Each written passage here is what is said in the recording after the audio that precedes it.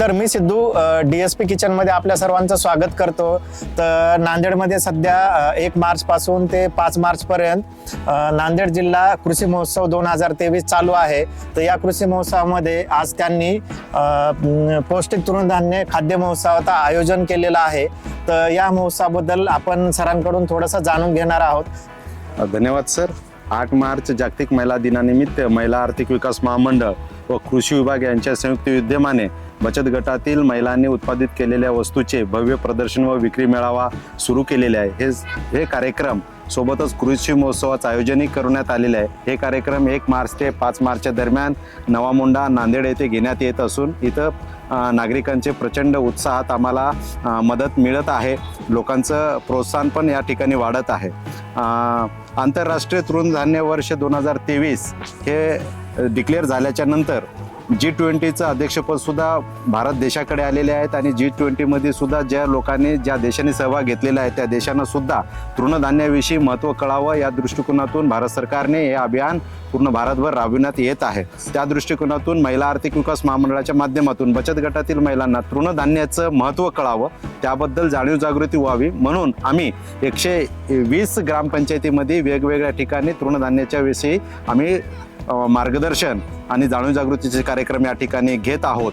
सोबतच महिला आर्थिक विकास महामंडळामार्फत जो आयोजित कार्यक्रम केलेला आहे या ठिकाणी भव्य प्रदर्शन आणि विक्री मेळाव्याचं, त्या प्रदर्शनामध्ये सुद्धा आज दिनांक 4 मार्च 2023 रोजी आम्ही माविम व कृषी विभागाच्या वतीने बचत गटातील महिलांनी तृणधान्याचे विविध पाककला तयार करून आणलेले आहेत आणि या ठिकाणी पाककलेच्या स्पर्धेचं नियोजन आम्ही या ठिकाणी केलेलं आहे। यामध्ये एकूण 50 बचत गटातील 50 महिलांनी पाककला तयार करून आणलेल्या आहे आणि थोड्याच वेळात पाककलेच्या स्पर्धेला आम्ही सुरुवात करणार आहोत। या स्पर्धेमध्ये साधारण 50 पेक्षा जास्त महिलांनी सहभाग घेतला होता, ज्यामध्ये त्यांनी तृणधान्यापासून बनवलेल्या वेगवेगळ्या रेसिपीज सादर केल्या होत्या। चला तर मग पाहूयात ही स्पर्धा कशा प्रकारे पार पडली। आपल्याकडे एवढी धान्य आहेत ज्याला आता भारत सरकारने त्याला देवाचं अन्न असं घोषित केलेलं आहे। तर त्या धान्यांपासून आपण पौष्टिक पदार्थ कसे तयार करायचे या संबंधित ही आजची पाककला स्पर्धा आहे। तर ही स्पर्धा ज्यावेळेस मी परीक्षण करेल त्याच्यामध्ये सर्व महिलांना विनंती आहे ज्यांनी ह्यामध्ये सहभाग नोंदवलाय इकडे लक्ष द्यावे। तर ही स्पर्धा मी ज्यावेळेस परीक्षण करेल तर त्यावेळेस काही घटक मी त्यामध्ये परीक्षण करणार आहे। त्यामध्ये एक आहे की तुम्ही आणलेली जी डिश आहे, जो पदार्थ आहे तो कशा पद्धतीने मांडणी करता त्याची, त्याच्यानंतर त्या पदार्थाला तुम्ही कशा पद्धतीने आमच्या समोर एक्सप्लेन करता, त्याच्यानंतर त्या पदार्थाची चव, त्याचं टेक्स्चर या सगळ्या गोष्टी त्याच्यामध्ये पाहिल्या जातील। आणि सगळ्यात महत्त्वाचा मुद्दा म्हणजे आजची जी संकल्पना आहे मिलेट बेस्ड, तर याला आधारित आजच्या संकल्पनेला आधारित तुमची डिश आहे का, तर या सगळ्या माध्यमातून तुमचं गुण परीक्षण होणार आहे आणि त्याच्यातूनच निकाल जो आहे तो जाहीर होईल। ओके, हां झालं। हे राजगिरा दशमी, अच्छा, उपासाला चालतं। ओके, हां, त्याला म्हणजे फास्ट फूड नाही, कॅल्शियम आपल्याला हाडे बळकटीला मिळतं, हे उपासाला चालतं। आणि एरवी सुद्धा आपण मुलांना सुद्धा नाश्ता म्हणून देतो। अच्छा, ही आज खारी दशमी, ही गोड सुद्धा गोड टाकून दशमी होऊ शकते मुलांना आवडतात। तिखट पदार्थ आहे का? हो, तिखट असतो, गोड असतो, पण आज मी तिखट आणलं। अच्छा, गोडे करतायत मुलांसाठी। आता राजगिरा आहे, राजगिरा कशासाठी आवश्यक आहे माहिती आहे? बळकट होण्यासाठी। आता हे खरं तर तुम्हाला सगळंच माहिती असणार आहे, एवढा अनुभव आहे तुमचा। आणि आता 3 जण आपल्या कुटुंबासहित भारतामध्ये परत येऊन ग्रामीण भारताशी संबंधित काम करतात। नाही ठीक आहे, हे क्या टेस्ट त्यातलं एक अत्यंत महत्वाची गोष्ट जी मगाचपासून घरी केले, सेंद्रिय हळद। कृषी पर्यटन ही अशी गोष्ट आहे अप्रतिम आजही या देशामध्ये बाजरी आणि ज्वारीच्या पिठापासून त्याच्यामध्ये दही घातलेलं आहे आणि पालक आपण थोडंसं पाण्यामध्ये उकळलं पालकमध्ये जास्त काय आयर्न देऊ असतं. शकतो जो मुलांच्या शेतकरी आहे, शरीरासाठी तो हानिकारक दुसऱ्या असतं. एरवी आपल्या मुलं पालक बांधवाला, खात नाहीत. हा. शहरामधल्या आपल्या बांधवाला काय देऊ शकेल म्हणून एखादा हे शेतकरी? पौष्टिक आहे. त्याच्यामध्ये गाजर तर पण आहे, एखादा बीट पण आहे. शेतकरी म्हणजे त्याला फिलिंग केलंय का मध्ये? भावावर आधारित भाज्या आहेत, वरून कोटिंग केली पालक आणि बाजरी ज्वारीच्या पिठाची. आनंद देऊ शकतो आणि मग हे आपल्या चटणी शहरी लसणाची चटणी बांधवाला. आहे. ओके. हा. तो आणि ही ते दह्याची जे अंगण आहे, रोल केला होता त्या का? रोल अन्नाचं केला नाव होता आणि मग कृषी कट केलं म्हणजे फील करून ते काय आनंदी झाले. हाच आहे ना तुमचा साधी पदार्थ? गोष्ट आहे. हाच पदार्थ आहे माझा. हा, बाजरीपासून बनवलेला आहे. मला याच्यात कल्पना नाही. पदार्थामधून हाच आहे. पिकवायला किती खर्च येतो, पण आपण सेट, हळद, अंदाजे मीठ आणि तिखट बाजरीची चटणी. टाकलेलं आहे तुम्हाला त्याच्यामध्ये. 1 एकर कापूस पिकवायला काय काय बाजरी आणि काय काय आहे यामध्ये? फक्त ओनली थोडाफार बरोबर आहे का मी? तीळ गोवा. 1 एकर कमी होतं. झाली, त्याच्याशिवाय काही idea? शिल्लक म्हणजे राहिली. काय कारण असू तुला शकतं दोन माहिती? डाळी आली. तंतुमय पदार्थ पण वगैरे त्याच्या शेजारचा जो एसआरटी चांगला येतं, याच्यासाठी सगळ्यात जास्त मदत कशाची होते? नांगरणीचं यंत्र, खताचा प्रकार, का बियाण्याचा प्रकार, का शेतकऱ्याची मेहनत, का काय शेणखत, कशामुळे होते? Okay okay. जो बरोबर. अच्छा. इंटरेस्टिंग. मला कालच कळली परवा की जमीन नांगरणं न नांगरण्याचं कसं काय आलं असेल. बेसन पीठ आहे. ओके.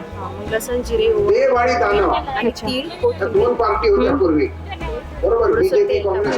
नाचणीमध्ये प्रोटीन मॅग्नेशियम काय काय कसं कसं टाकलंय? काय काय वापरले त्यात? याच्यात गाईचं तूप आहे. आपली नाचणी सेंद्रिय पद्धतीची ऑर्गॅनिक फूड. यात साखर आहे ना?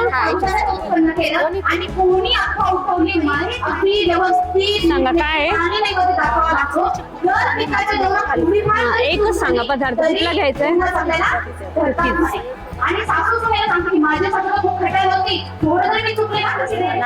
Sugar free.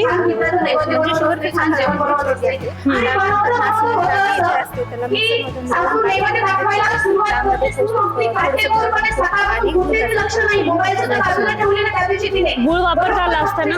नाही, नाचणी चांगला कन्सेप्ट आहे. आपला कन्सेप्टच तो आहे की मिलेटच वापरायचे, पण शुगर फ्री सगळ्यांना शक्य नाही ना, ते महागात पण जाते डिश. गुळ अजून चांगला आहे, आयर्न वाढवतो.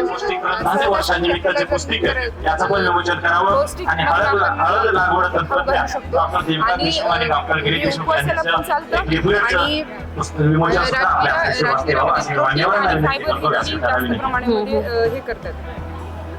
आणि आता कृषीचा भाग म्हटला तर कमी खर्चामध्ये जास्त ह्याच्यामध्ये न्यूट्रिशन असेल तर आपण पाण्यात उकळवले का? तेल तुमच्या माझ्या घरातली ज्वारी कुठे तेल नाही वापरलं. हा, फक्त पाण्यात उकळवले. उकळून आणि राजगिरा आमच्या शेतात बांधावरती सहज फेकला. जिरे मला आणि आठवतं आमच्या घरातलं अंगण झाडलं आणि दही. की त्या खताचा उकिरडा असायचा. दही पण टाकलं. त्या उकिरड्या या कार्यक्रमाला राजश्रीताई पाटील यांनीही हजेरी लावली होती.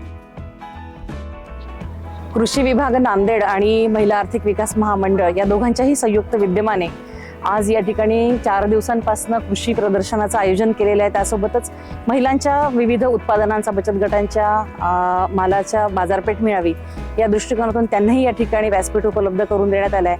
आणि यावर्षी शासनाने, माननीय पंतप्रधानांनी तृणमूल्य पोषण जाणून घेऊन तृणधान्यांचं वर्ष जाहीर केलेलं आहे. मिलेट इयर ज्याला म्हटलं जातं. आणि मुख्यतः भारतातली आणि महाराष्ट्रातली जमीन यासाठी हवामान पोषक आहे. या तृणधान्यातले पोषण मूल्यांचा विचार करता जगभर यांना मार्केट मिळावं या उद्देशातून प्रचार आणि प्रसार करण्यासाठी आज महिला आर्थिक विकास महामंडळ आणि कृषी विभागाकडनं तृणधान्यांच्या पाककृती स्पर्धेचं आयोजन करण्यात आलं. अत्यंत सुंदर पाककृती, मला वाटतं जवळपास 70 ते 50-75 पर्यंत या ठिकाणी सगळ्या महिलांनी भाग घेतला आणि प्रत्येकीने वेगळा वेगळा पदार्थ या ठिकाणी बनवून आणला होता. चव अत्यंत उत्तम आणि केवळ चव नाही तर त्यासोबतच त्यातलं पोषण मूल्य सुद्धा महिलांनी या ठिकाणी समजावून सांगितलं. मला वाटतं जगभराची जी नांदी आहे ही आता या महिलांच्या घरापर्यंत येऊन पोहोचली आहे. या माध्यमातून नवीन उत्पादनाचं दालन निर्माण करून देण्याची संधी माविम आणि कृषी विभागाने दिली आहे. सहभागी सगळ्या महिलांचं कौतुक, अभिनंदन आणि विशेष कौतुक या दोन्ही विभागाचं आणि तिथल्या काम करणाऱ्या सगळ्या मंडळींचं. खूप खूप शुभेच्छा. पहिले दागदागिने ठेवायचे, गटामध्ये आल्यामुळे आम्हाला कर्ज मिळलं. आम्ही नाही का 20,000चा माल घ्यायचा, माल घेऊन बनवून विक्री करून लेकराचं शिक्षण केलं. 2 इंजिनियर केली मॅडम धंद्यापायी. आणि पोटाला पोट बरोबर पद्धतशीर असं अभिमानानं जगतो. म्हणजे ही लोकांच्या घरची लक्ष्मी पण येणे तुमच्या घरात लक्ष्मी. आम्ही स्वतः बनवतो नाही की नाही लक्ष्मीला बनवायचं आम्ही खूप अभिनंदन. स्वतः माझ्याकडे मशीन पण आहे. आम्ही सगळं फौज आहे आम्ही पूर्ण बनवतो स्वतः माल. विष्णू रेमॅडिसीला सोयाबीनच्या कंपनीत आपण झाडू प्रोव्हाइड करतो. हे झाडू तिथे लागतात, त्यांना टाईप करून देतात. शाबाश, व्हेरी नाईस. मीच घेऊन टाकू का? काय वाटतं बरं? प्रत्येकीला वाटतं की हे मलाच मिळालेलं आहे. हे पहिलं बक्षीस प्रत्येकीलाच आहे, पण सगळ्यांच्या तर्फे प्रातिनिधिक स्वरूपात पहिला क्रमांक जातोय जिच्या नावातच यशस्विनी आहे, यशस्विनी भिसे.